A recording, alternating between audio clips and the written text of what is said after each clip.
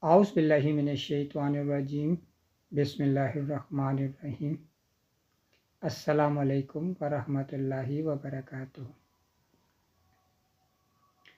Quran is a book of Allah, and in order to understand Quran properly, we need to learn the Arabic grammar of Quran.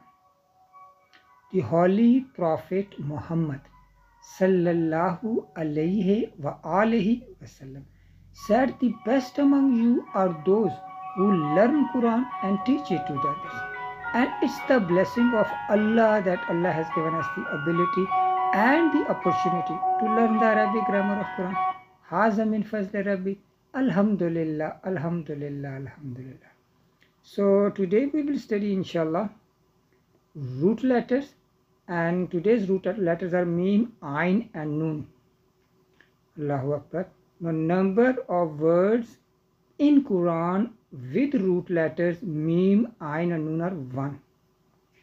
Allahu Akbar. Now root letters Mim, Ain and Nun give meaning to words related to kindness, aid, utensils, instrument, ring or badge.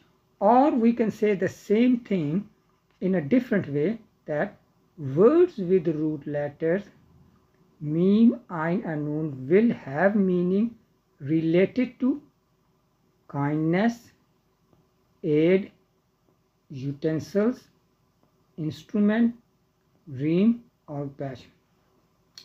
Now if we want to understand any word in the Holy Quran, the first step in this process, in this learning process, is to know its root letters.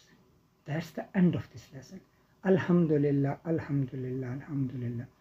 We pray that may Allah increase our knowledge. Rabbi zidni ilma. Assalamu alaikum wa rahmatullahi wa barakatuh.